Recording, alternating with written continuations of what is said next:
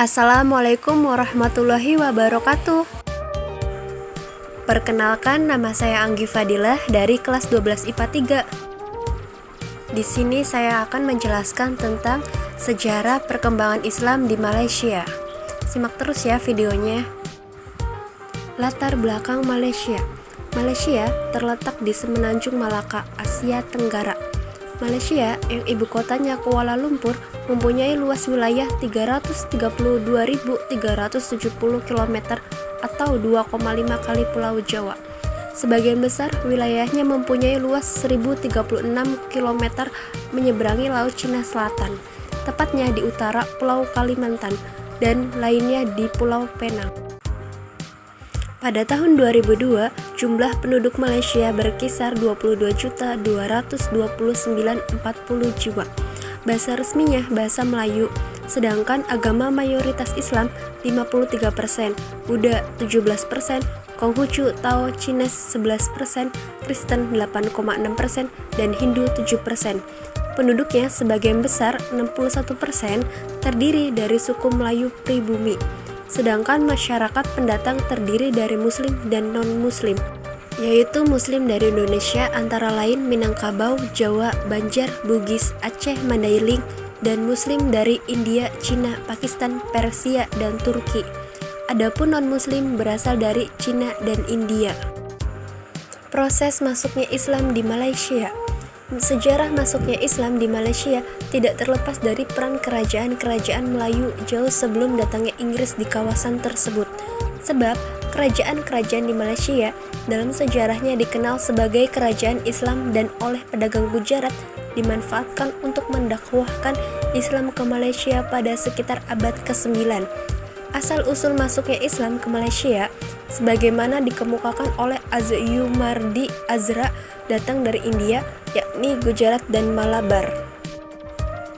Sejak sebelum Islam datang ke wilayah Asia Tenggara, Malaysia berada di jalur perdagangan dunia yang menghubungkan kawasan-kawasan Arab dan India dengan wilayah Cina untuk dijadikan tempat persinggahan, perdagangan, dan menjadi pusat bertemunya berbagai keyakinan dan agama yang berinteraksi secara kompleks.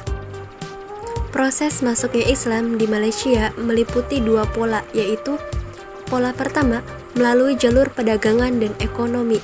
Pola kedua mulai menyebar melalui pihak penguasa di mana istana sebagai pusat kekuasaan berperan di bidang politik dan penataan kehidupan sosial. Selain itu, perkembangan Islam di Malaysia semakin terlihat dengan banyaknya masjid yang dibangun. Juga terlihat dalam penyelenggaraan jemaah haji yang begitu baik, sehingga dapat dikatakan bahwa perkembangan Islam di Malaysia tidak banyak mengalami hambatan. Perkembangan Islam di Malaysia. Azyumardi Azra menyatakan bahwa tempat asal datangnya Islam ke Asia Tenggara termasuk di Malaysia. Sedikitnya ada 3 teori, yaitu pertama, teori yang menyatakan bahwa Islam datang langsung dari Arab atau Hadramaut. Kedua, Islam datang dari India, yakni Gujarat dan Malabar. Ketiga, Islam datang dari Bengali. Mengenai pola penerimaan Islam di Nusantara, termasuk di Malaysia, kita dapat merujuk pada pernyataan Ahmad Muhammad Sewang bahwa penerimaan Islam pada beberapa tempat di Nusantara memperlihatkan dua pola yang berbeda. Pertama, Islam diterima terlebih dahulu oleh masyarakat lapisan bawah, kemudian berkembang dan diterima oleh masyarakat lapisan atas atau elit penguasa kerajaan. Kedua, Islam diterima langsung oleh elit penguasa kerajaan, kemudian disosialisasikan dan berkembang ke masyarakat ke bawah. Pola pertama biasa disebut bottom up, dan pola kedua biasa disebut top down. Pola ini menyebabkan Islam berkembang pesat sampai pada saat sekarang di Malaysia. Setelah tahun 1948, setiap negara bagian dalam Federasi Malaysia telah membentuk sebuah Departemen Urusan Agama. Orang-orang Muslim di Malaysia juga tunduk pada hukum Islam sebagai hukum status pribadi dan tunduk pada yurisdiksi pengadilan agama atau mahkamah syariah yang diketuai hakim agama. Bahkan ditegaskan dalam konstitusi negaranya bahwa Islam merupakan agama resmi negara. Di Kelantan, hukum hudud atau pidana Islam telah diberlakukan sejak 1992.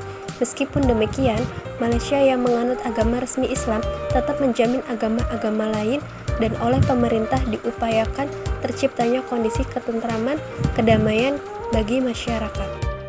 Sekian dan terima kasih. Semoga apa yang saya sampaikan dapat bermanfaat bagi kita semua. Amin amin ya rabbal alamin.